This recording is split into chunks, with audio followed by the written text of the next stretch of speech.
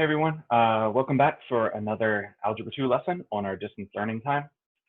Today's actually going to be the last new lesson for the year. Next week, I'm going to be posting a final exam for everyone to work on. So today, what we're doing is we're actually going to be starting the first topic out of Chapter 8. And Chapter 8 is another trigonometry chapter. So there's definitely some more stuff I'd like to be able to get through from this chapter if we were actually face-to-face in the building right now. So you guys are going to miss out on a little bit of stuff. But the good news for you is that everyone who's taking pre-cal next year is going to hit almost all of these topics again next year. So there's going to be a time where you get to in your trig class next year where the things that you're covering, you're going to be like, hey, I think I remember seeing this stuff before. And hopefully some of you guys remember it well enough that it's not, that you're able to do it easily as soon as you get to it in pre-cal, and it's not a struggle for you. Hopefully you remember it well enough. And if you don't, feel free to always, come back and check out these videos because they're going to be posted up on my YouTube channel pretty much forever. But anyway, the first lesson out of Chapter 8 is about solving trig equations using inverses. And inverses are something that we've talked about earlier this year, so we're going to review over what an inverse is before we show how to use a trigonometry inverse to solve an equation. But that's what our essential question is for this lesson. It says, you can see on the screen, how can you use an inverse function to find all the solutions of a trigonometric equation?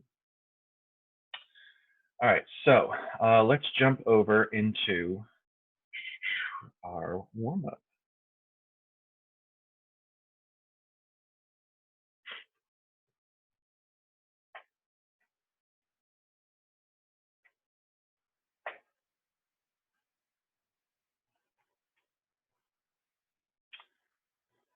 All right, so this is our warm-up for this lesson. The question says, Marisol and Nadia are both asked to find theta, given that sine of theta is the square root of 3/2. So you can see over on the whiteboard on the screen that Marisol thinks that theta is pi/3, and it could also be 2pi/3. So she thinks that there's two answers, right here and right here.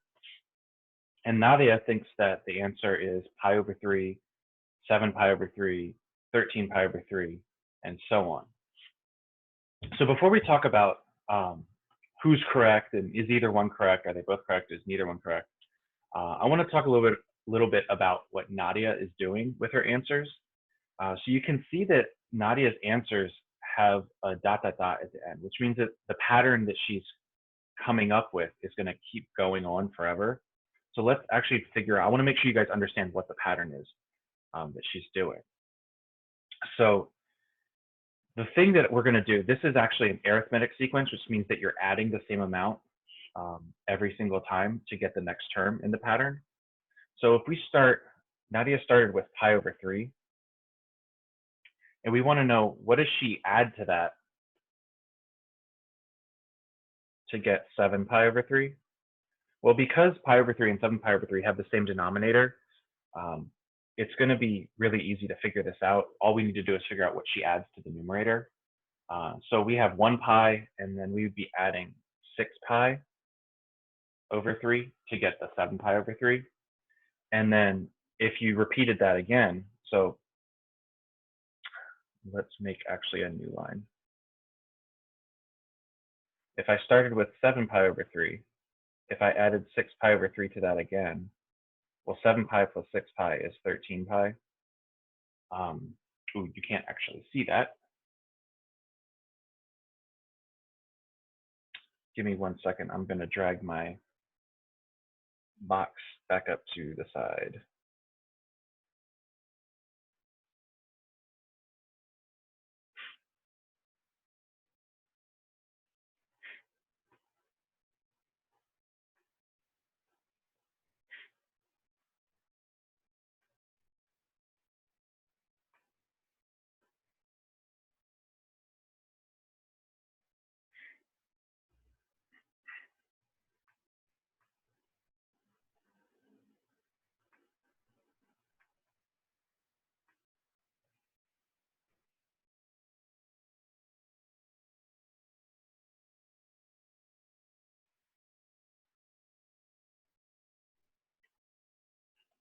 All right, sharing settings. How do we get these show up? There we go.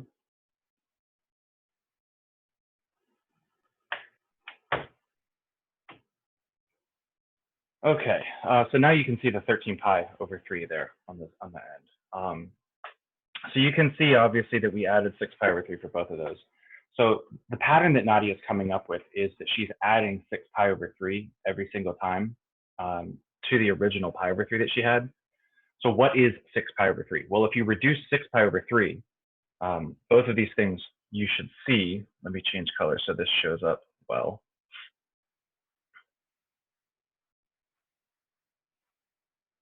That's 2 pi. 6 pi over 3, 6 divided by 3 is just 2. So what she's doing, what Nadia is doing is she's adding a full rotation of a circle to the pi over 3, which is something that we talked about back in chapter 7, which is a coterminal angle. So if you have some angle pi over 3 and so wherever you start, if you make a full rotation around the circle, you're going to get back to where you started from. So basically what Nadia's claim is that pi over 3 is an angle that works, but then if you just keep going around the circle multiple times, 1 time or 2 times or 3 times or however many times, that you're just going to come back to that same pi over 3 angle. So essentially Nadia's claim boils down to that she thinks that the answer to this equation, sine theta equals root 3 over 2, she really just thinks that the answer to that is pi over 3, and then multiple rotations of the circle. Whereas on the other hand, Marisol thinks that pi over 3 and 2 pi over 3 are answers. And they're the only 2 answers that ever work. So the first thing that I want to say is that if pi over 3 is an answer, then any coterminal angle of pi over 3 will also be an angle. So if pi over 3 works, then Nadia will be correct. But we need to check and see, does pi over 3 actually work? So in order to do that, we're actually going to jump over and look at the unit circle real quick. So this is a copy of the unit circle, and I'm going to be throwing this up on the Google Classroom assignment just so that you have a copy of this to look at. And you can see on here, if we go to look at pi over 3, which is in the first quadrant, it's the angle that has 60 degrees. And I can't really put my cursor on this because it's not in the same app where I can write on my screen. But hopefully you can see where the 60-degree angle is in the first quadrant.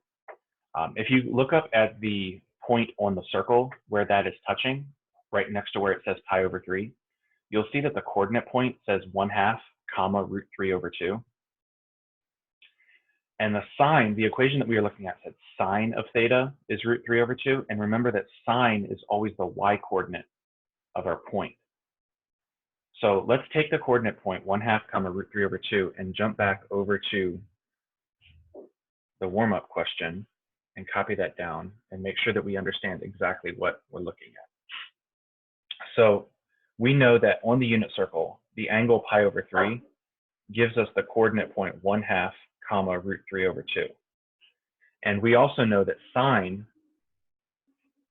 of some angle is the y coordinate and that cosine of an angle is the x coordinate. So we are looking at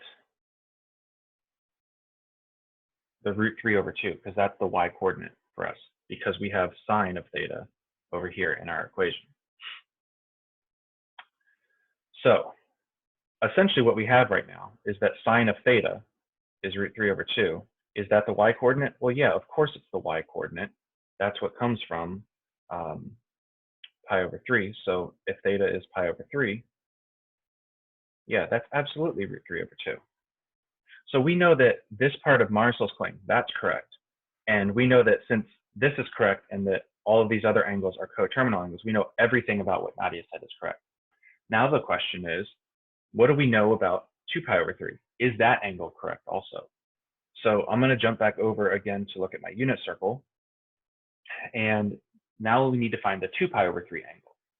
And if you just work your way, if you work your eyes around the unit circle in a counterclockwise direction from quadrant 1 to quadrant 2 to 3 to 4, etc., you'll see that 2 pi over 3 is in quadrant 2. It's the 120-degree angle. And it has a coordinate point of negative 1/2 comma root 3 over 2.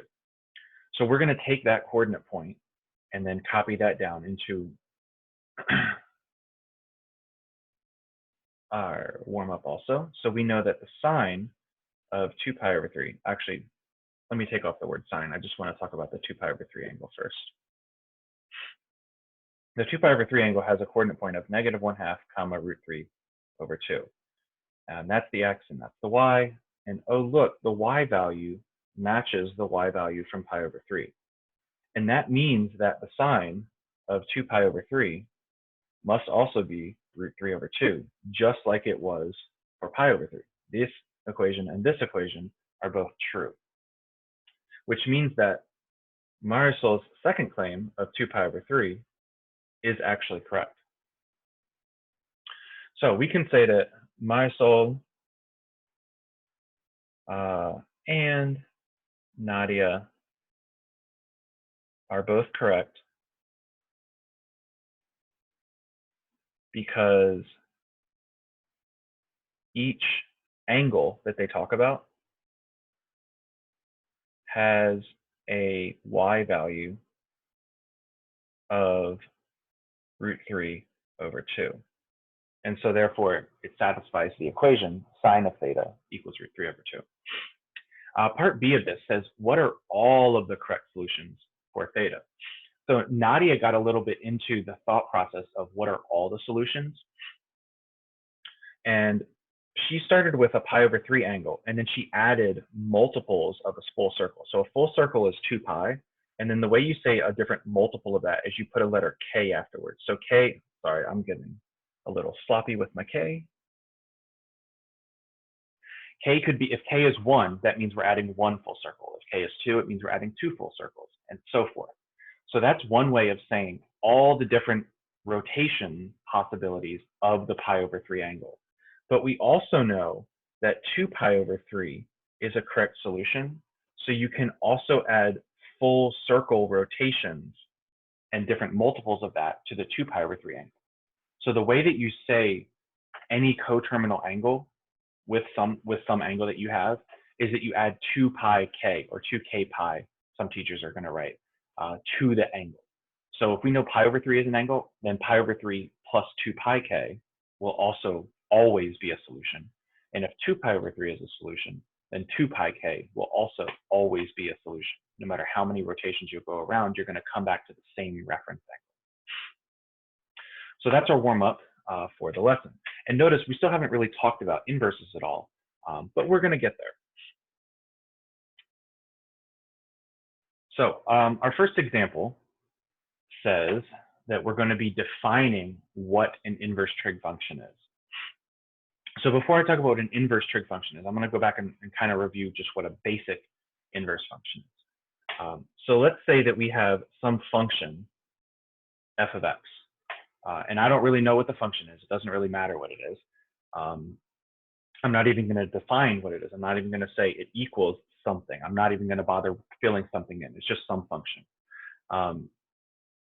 Back when we first talked about inverses, we labeled them f inverse of x with like an exponent of -1, but it doesn't actually, you don't read it as f to the -1 power. You just say f inverse of x. And when we talked about inverses, what we did is we did a composition. So we did f composition f inverse of x. And in order to prove that these two things were inverses of each other, we had to end up with just x.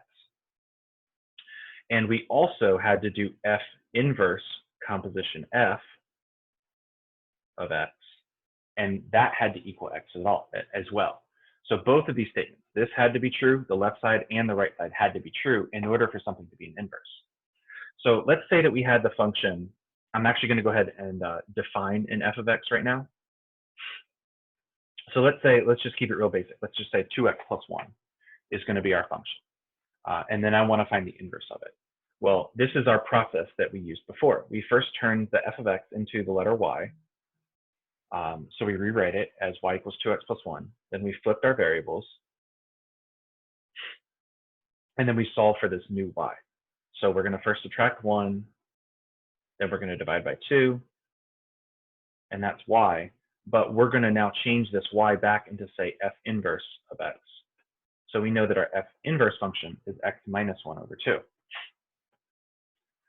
And so if I apply this composition concept right here to these two functions that I just came up with, f and f inverse, I'm going to do this one that I circled. So what that means is that f inverse is the outer function. So my outer function, I'm just going to write the framework of that, is x minus 1. So it's something minus 1 over 2. And the something is this second thing that comes in the composition. It's the f function. And so inside of that box, I'm going to fit a 2x plus 1. And then I want to simplify that expression and see, do I end up with just the letter x? So my numerator right now says 2x plus 1 minus 1 over 2. And you can see that the plus 1 and the minus 1 are going to cancel out. So I'm left with 2x divided by 2. And then I can cancel the 2's, and I end up with just x. So yay, I'm happy. And I proved, that those two things are inverses. Now, granted, I didn't prove yet because I have to do both compositions technically. But I will tell you, I'll leave it if you want to verify that they are inverses. You can do that on your own. I'm not going to do it on the screen. But I know that they are inverses because I know I didn't make any mistakes when I was finding my inverse originally. So the concept here essentially is that a function and its inverse cancel each other out, and you're left with just like when we did original inverses, you're left with just an x. But the concept of an inverse is that a function and its inverse are going to cancel each other out. So how can we derive inverse trig functions? Well, let's say that we had the thing from the warm-up. If we had sine of theta is equal to root 3 over 2, and I wanted to figure out what angle makes that equation true. How can I get that angle, the theta by itself? How can I get rid of that sine function on the theta? How can I remove it and take it, to the other side? So what you actually do is you take the inverse, and it's the same formatting as we used before. You put sine, and then you put a -1 as an exponent, but you don't call it sine to the -1 power. You just say sine inverse. Or you could work with, cosine or tangent. Any of these work. But you do sine inverse of sine theta. And then whatever you do to the left side, you have to do as well to the right side, sine inverse of root 3 over 2. And then the cool thing about inverses is that sine inverse and sine cancel each other out, and you're left with just theta is equal to inverse sine of root 3 over 2. And so that's how inverse trig functions work in terms of the functionality to get the variable by itself. But now you're probably wondering, well, what on earth am I supposed to do with this? Oops, let me erase that. That was supposed to be my highlighter. What on earth do I do with this inverse sine thing right here? Like, I don't know what that means. I don't know what to do with it. I don't know how to use it on a calculator, which means we should probably go over and check it out on the calculator right now. So I have this TI calculator app that I was able to download. So all of you who have the real calculator, this just will be the exact same, and you'll learn how to do this here. If you don't have this real calculator, one, you need to get it. But if you don't have it now, then it means you've ignored me all year, and you're probably not going to get it right now. You can also use Desmos. You can use your iPhone thing, but just realize, if you are great at using an iPhone calculator and then you have to take the SAT or an AP test, you're not going to be able to use your phone. So just realize that. So I want to type inverse sine of root 3 over 2. So if you look on the calculator, 2 keys above the number 7, you'll see the word sine. And in blue on that key, you'll see sine inverse. And so to get that, we're going to need to press second and then sine, which puts inverse sine on the screen. And then I'm going to type the square root of 3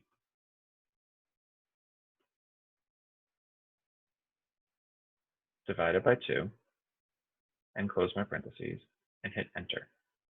And this tells me that it is 1.04719. And you might think to yourself, what does that mean? Because if I jump back over here, if this is oops, sorry, I need to take this back to my pen. If this is 1.04719, you might wonder, what on earth does that mean? Because I really thought that the sign of pi over 3 was root 3 over 2. And I thought that the sign of 2 pi over 3 was root 3 over 2. So if these things in here are the thetas, but now I'm saying that theta is this number, why are they different? Right? Like, that's a reasonable thing to wonder. So let's jump back over to our calculator, and this might blow your mind, but let's do pi divided by 3.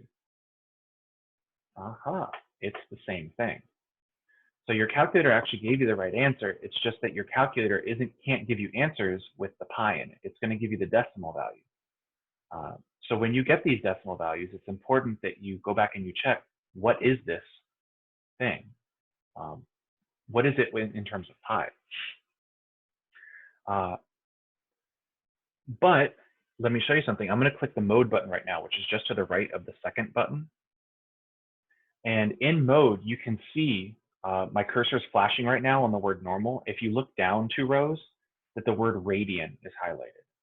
So the answer that we just got, the 1.04 thing, is actually our answer in radians. It's pi over 3, because it is pi over 3. And anytime you're using pi, you're working with radians.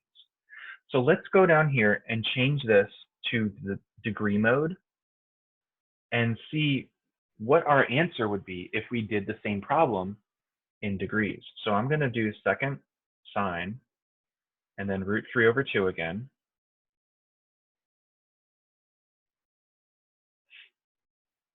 Aha, and now it tells me it's 60 degrees. So if I come back over here, I know this is 1.04719 radians, but I also know that it's 60 degrees. And if I go back and look at my unit circle, you can see on the angle that is 60 degrees is pi over 3. They're the exact same thing. So your calculator has the capability of giving you these answers in 2 different formats, both in radians and in degrees. So it's really important that when you're solving an equation that you pay attention to what form they're working with, so that you know whether to use radians or degrees in your answer. So that's kind of like how you get an inverse function. That's how you derive it, more or less. The second part of this is, why should you use it? Well, the reason that you use it is because you have this angle in here that you don't know. And you're like, I really want to know that angle. Well, how do I find it? So the way the question was written is, the sine of some angle is root 3 over 2. And your immediate thought process should be, well, what's that angle? How do I find that angle? And the only way you can find an angle or find an unknown, find a variable, is to get that variable by itself. You got to move everything to the other side, just like you've done when you solved equations your whole life. And the inverse operation is the only way that you can get that unknown angle by itself. So that's example 1. And that was a lot of explanation, but the explanation that we did there is going to set us up to make it really easy to work through the rest of our problems today. Before we get into example 2, I'm just going to show you a concept for how you look at what you need to think about for the inverses for sine, cosine, and tangent. You can see these on the screen right now. Whenever we're using the inverse for sine, you can see on here, oops, let me pull this up so I can write on the screen a little bit. You can see in the range area in this row that we're going to be working from negative pi over 2 to positive pi over 2. And just concept-wise, you're going to always want to relate this back to going and checking out the unit circle. It's going to make these things a lot easier if you have the picture of the unit circle handy with you. quadrant 1, we have quadrant 2, we have quadrant 3, and we have quadrant 4. When you're working on a unit circle, let me sketch this again. You know, this is 0 degrees, this is pi over 2, this is pi, this is 3 pi over 2. I know that's really small, but that's a 3. And then we're back here at 2 pi. So from 0 to pi over 2 is quadrant 1. And from 0 to negative pi over 2, so positive angles, remember, we move up from the x-axis, and negative angles, we move down. So quadrant 4 is going to be from 0 to negative pi over 2. So what you're focusing on for sine, anytime you're doing an inverse sine, is quadrants 1 and quadrants 4 of the unit circle. And for cosine, before I talk about cosine, the reason why you're doing that is because in quadrant 1, all your sine values are positive, and in quadrant 4, all your sine values are negative.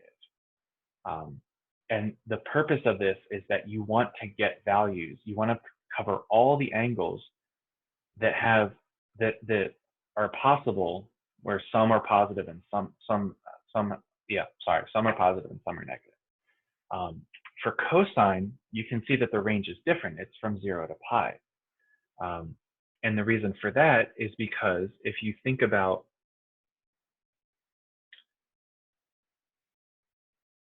cosine angles, for the cosine of an angle, cosine is the x value. And in quadrant 1, the x values are positive.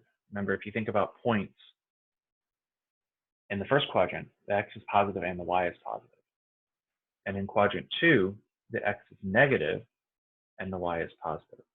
So you can see that for the x values, we cover all the positives and all the negatives if we use quadrants 1 and 2.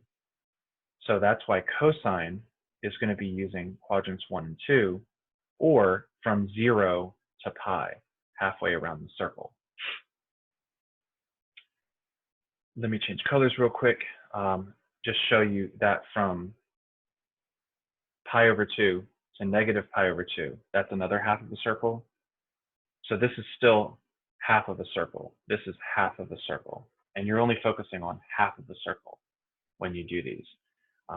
Let me put the coordinate point up here for quadrant 4. In quadrant 4, we have positive x values and negative y values, so that you can see for our y values, we cover both positive and negative when we use this range.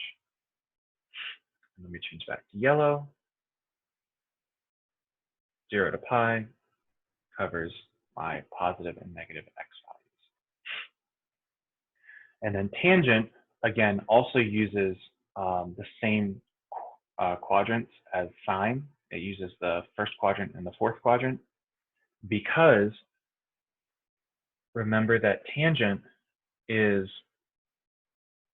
well, I need to find a place to do this. I don't have a lot of space here, but tangent of x is sine over cosine. So that's the y value over the x value. So I want to be able to find y over x that's both positive and negative. So if you look at quadrant 1, where both points are positive, if you take a positive right here, if I take a positive divided by a positive, I'm going to get a positive. And in quadrant 4, if I take a negative divided by a positive, then I get a negative. So I'm still ending up with both positive and negative answers by using quadrants 1 and 4. And so that's why, let me change colors one more time. That's why we use, oh man, I didn't use my highlighter. There we go. That's why we use those same quadrants again for tangent, because we have, you can't even see me highlighting up on that upper banner. But the two things that are circled, the negative sign and the positive sign, where we just did y over x, we get positive and negative. That's why we use the same quadrants. Okay, now we can finally jump into example 2. And now we're really going to get moving probably pretty quick now. Okay, so what is the inverse sine of 1/2? When you have something written like this, inverse sine of 1/2, this is going to be equal to some angle. The concept here is what's the angle that has a sine value? What angle has a sine value of 1/2? So we're going to check out the unit circle real quick. If it'll pull up on the screen, there we go. So remember, we're only looking in first and fourth quadrant for sine. Sine is the y value. So if you scan the first quadrant, you'll see that the one that has a y value of 1/2 is 30 degrees or pi over 6. And if you scan the fourth quadrant, you'll see that the y values are all negative. And we didn't want negative 1/2, we wanted positive 1/2, which means that our angle has to be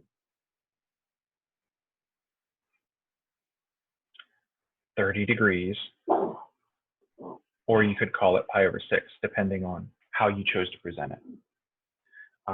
Mathematically, so that's graphically how you would solve this problem, just by checking out the unit circle. But you can also do this analytically, which means using the equation and just working with manipulating the equation.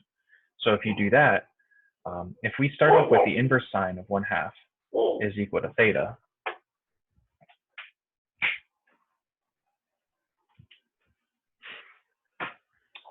what you can do to each side is take the sine of each side. So I'm going to take the sine of the left side, and I'm going to take the sine of the right side. And remember that sine and sine inverse cancel each other out, and you get 1/2 is equal to sine of theta. And so that's like another way that they could present this equation. The sine of some angle is 1/2. Well, what's the angle? But remember that it's always easiest to get this, to solve this, if you have the theta by itself. And in the original equation, notice they didn't say this is equal to theta, but you can always add that it is equal to theta, and then help yourself with an actual equation, and then you'll know what to solve. So the point here is that's our answer. Okay.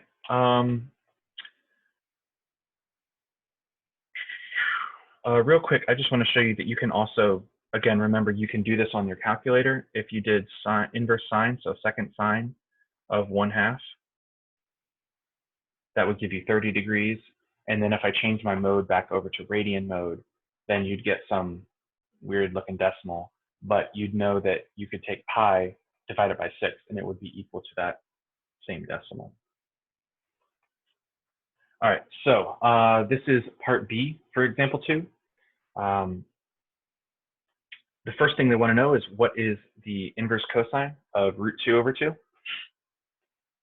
And so remember, for cosine, we're looking in either quadrant 1 or quadrant 2, and we're looking for a positive √2/2 as the x value. So real quick, jump over to your unit circle. You can see in quadrant 1 that the x value is √2/2 at 45 degrees or pi over 4. And you don't even need to bother looking in quadrant 2, because in quadrant 2 all the x values are negative, but we wanted a positive value. So that means for this one that it's either 45 degrees, or you could call it pi over 4. For part B on this thing, inverse tangent of negative √3. Okay, remember that tangent is always quadrants 1 or quadrant 4. But because our value is negative, we're going to focus on quadrant 4, because that's where we have negative tangent values. So we're looking for something that's going to be the square root of 3 when we do the y value divided by the x value. So our unit circle in quadrant 4, you can see none of those angles down there, none of them specifically just say √3. There's 2 angles that have a √3/2 in them. The 330, which is negative 30 degrees, because it's 30 degrees below the x-axis, and the 300 degree, which is negative 60, because it's 60 degrees below the x-axis. Both of those have a √3 in them. But the thing is, how do you know which one to use? So Negative 30 degrees had the coordinate point of root 3 over 2, comma, negative 1/2. And negative 60 degrees had the coordinate point 1/2, comma, negative root 3 over 2. So what you want to do is take the y value and divide it by the x value, and then simplify the fraction that you end up with. And when you're doing this, because all of these fractions have 2 as a denominator, you are allowed to ignore the 2. If you don't want to just ignore the 2 in the denominator, then you can write it, but then you're just going to cancel them out later. So when I do y over x for the 30-degree angle, I'm going to get negative 1 over root 3. And because we're not allowed to leave square roots in the denominator, we need to rationalize it by multiplying the top and bottom by root 3. And that's going to give us negative root 3 on the top, and the square root of 9 on the bottom, and the square root of 9 is just 3. So that is our tangent value for negative 30 degrees. If we do the same thing for negative 60, when I do y over x, I'm going to get negative root 3 over 1, which is just negative root 3. So the negative root 3 is the tangent, or the inverse of the tangent of negative 60 degrees. And remember, we were looking at a negative root 3, and that's what we got for the negative 60-degree angle. So that's going to be our answer. What's the inverse tangent of negative root 3? Well, it's negative 60 degrees, or that's negative pi over 3. And you can give your answer either in radians or degrees. They're both equally true. You can give them in either one as long as it doesn't specify which format it wants it in. If it specifies, give your answer in degrees, make sure it's in degrees. If they say specify it's in radians, make sure you have a pi in your answer. Make sure you don't have the degree sign. Okay, now we can move on to example 3. Example 3 says, what are all of the angles that have a cosine value of 0.57? So remember that we talked about coterminal angles in the warm-up. We're going to be talking about coterminal angles in this problem. So when they ask for angles that have a cosine value of 57, that means that we're going to need to set up cosine of 0.57. And this is inverse cosine, has to equal some angle. Some angle has a cosine of 0.57. The reason the cosine is there is because you can take the cosine of an angle and get 0.57, but you can't take the cosine of your answer. This thing being the answer in here. You can't take the cosine of that, but you can take the inverse cosine of that. So this over here on the left, this is your setup for this problem. And I have way too many boxes on there now, so I'm going to take this one off. And what I've shown you so far is that your instincts are going to lead you to go look at the unit circle, but you're not going to see the number 0.57 on the unit circle. Remember, the only things you saw are the fractions like 1/2, we saw root 3 over 2, and we saw root 2 over 2. And then for tangents, we might have to divide some of that stuff. But you never saw a 0.57. So when you see a decimal value like this, that's not on the unit circle, what you need to do is go to your calculator and just type it in on a calculator. So we're going to do second cosine, inverse cosine of 0.57. And this is going to give me 55. Let's see, on my mode, I'm in degree mode right now. So this is like 55 point, let's say 25 degrees.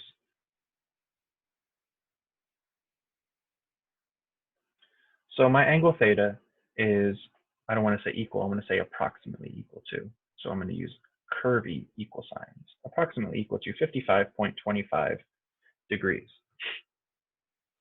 And if I wanted to see how many radians that answer was, sorry, I got to go to the calculator.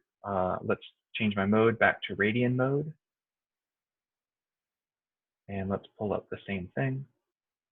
It's 0.964 radians.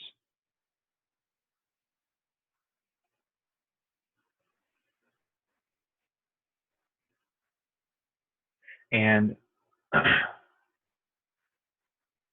you can see on the degree one, I only did 2 decimal places, and on the radians, I did 3 decimal places. I think I would prefer 3 decimal places for everything when you're rounding. So this is a good thing. And let me go back and look at my calculator real quick and change my angle. So 2,4, oh, well, here's the thing. If you look at that, it said 2497.2497. So you're going to look at the 4th decimal place in order to be able to round to 3 decimal places. And remember, because it's 7, we're going to round up. So the 9 would become a 10, which would make this a 250. And 0.250 is obviously the same as 0.25, but just to be uniform, for uniformity's sake, I'm going to call this 55.250 degrees, just so that I also have 3 decimal places. So either one of those is perfectly acceptable for your answer. All right, part B. All right, this time we're looking for tangent. What are the angles? So what angles have a tangent of negative 0.35? Obviously, 0.35 is not on the unit circle. So again, we're going to look in our calculator, do second tangent, negative 0.35. And we got, remember, I'm still in radian mode right now. So negative 0.337 radians. And let me change my mode to degrees.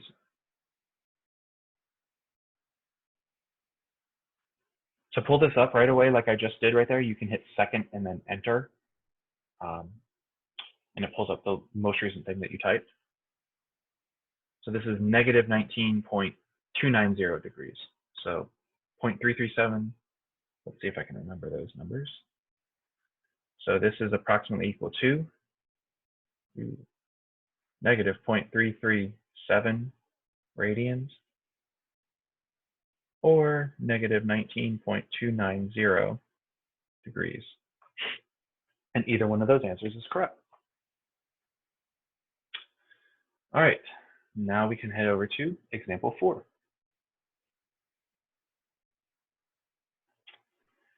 Example 4 says we're going to solve a trig equation now. How can you solve the trigonometric equation 6 sine theta equals 3 sine theta plus 2 for values between 0 and 2 pi?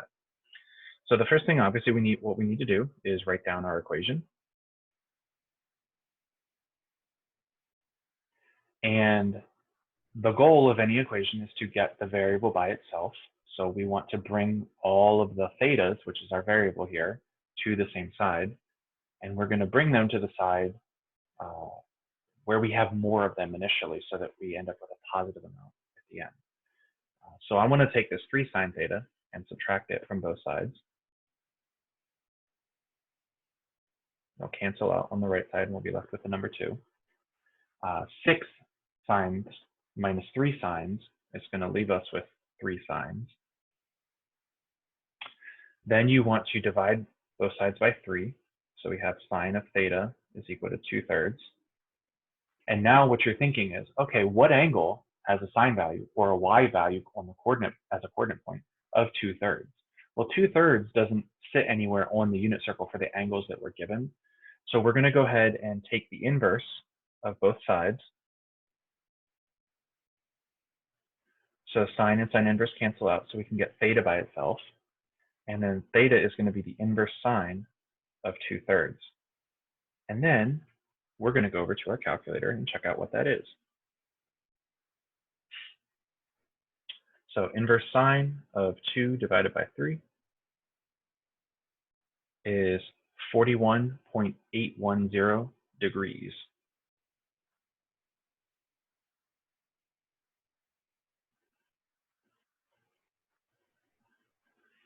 And if you left it like this, I probably would not be happy with you, because they asked for 0 and 2 pi, and I just gave an answer in degrees.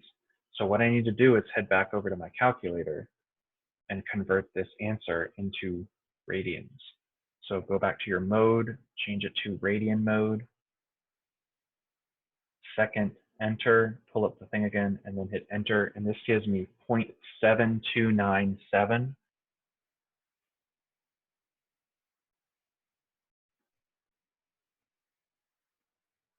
radians. Notice I have 4 decimal places there, so I'm just going to round this. Oh, I think I copied that wrong, actually. Yeah, 7297.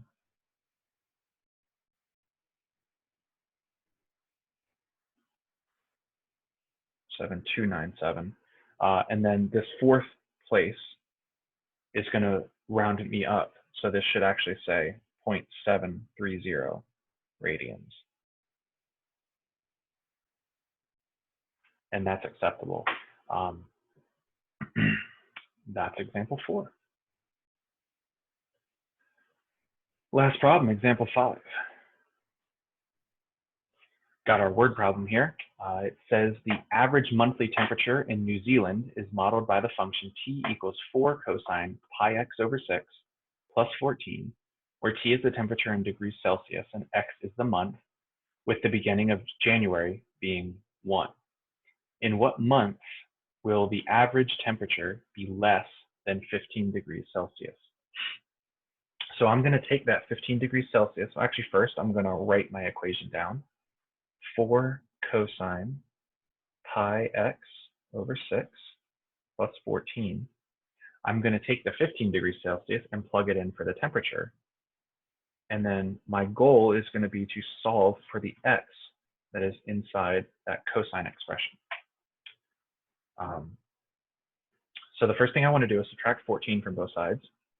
And that's going to leave me with 1 on the left side. The next thing I want to do is divide both sides by 4.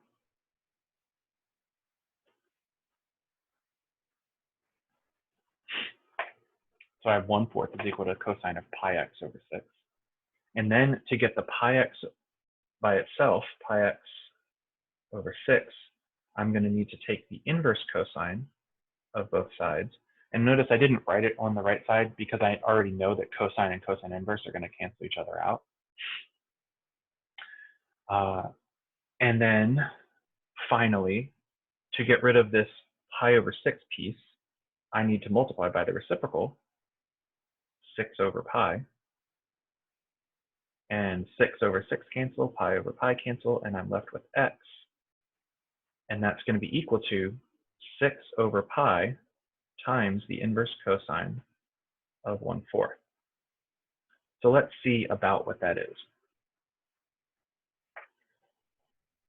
Pull up our calculator. 6 divided by pi times the inverse cosine of 1/4. And this is going to give me an answer in radians. That's 2.517. 2.517. And so I can see so from the problem, they tell me that if January represents 1, then it should be obvious that February, oops, spelled February wrong.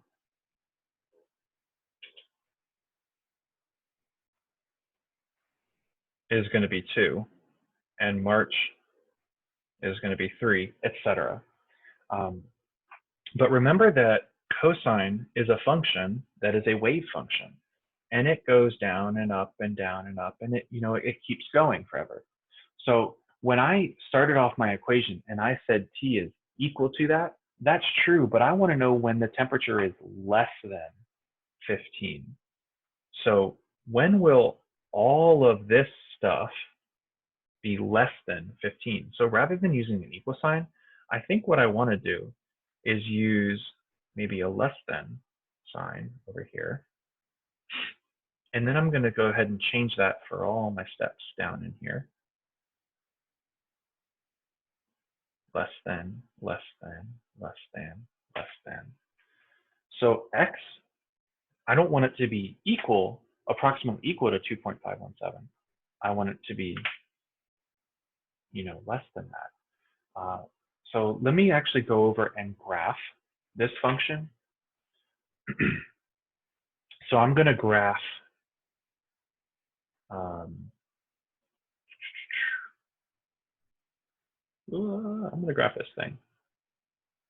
except I'm not going to graph that. What I'm going to do is I'm going to get everything on one side. So I'm going to subtract 15 from both sides. Or I could start here and I could subtract the 1 and bring it over here. So it would say -1. So I'm going to actually be graphing, I don't like that highlighter color. I'm going to look at this function, 4 cosine pi x over 6 minus 1. And I want to see where that is. If I bring the 1 over where it's less than 0, actually, time out, I'm going to backtrack. Just to keep it simple, I'm going to graph the original function and figure out when it's less than 15. So the original function right here, that's probably the easiest thing to understand. Graph the original function, figure out when it's less than 15. So 4 cosine pi x over 6. Let me see, I have this on Desmos.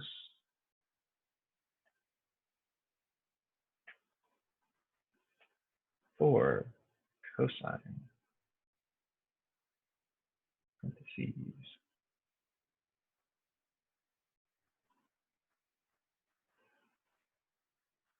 Well, that didn't work too well. Keyboard.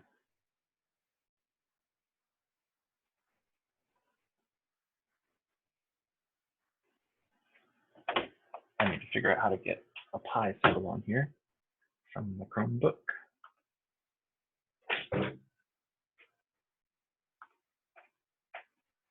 There we go. Oh, it's not even in the right spot. Okay, pi x divided by 6 plus 14. All right, and I'm going to pull this down. I don't need this anymore. Here's my graph up here. I'm going to change my window so that I'm only looking on the x-axis from month 1, well, 1 to 12. I'm going to count by 1 month at a time.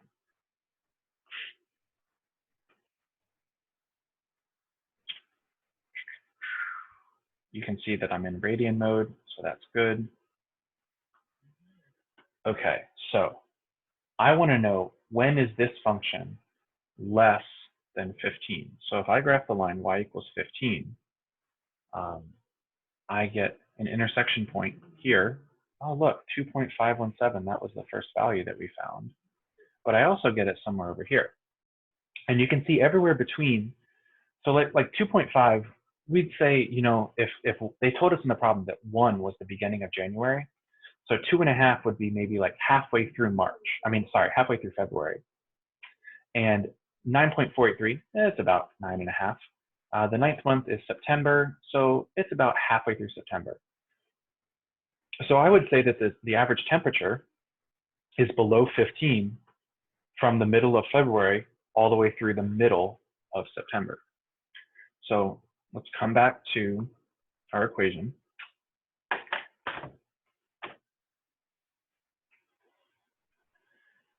And to answer the question, the average temperature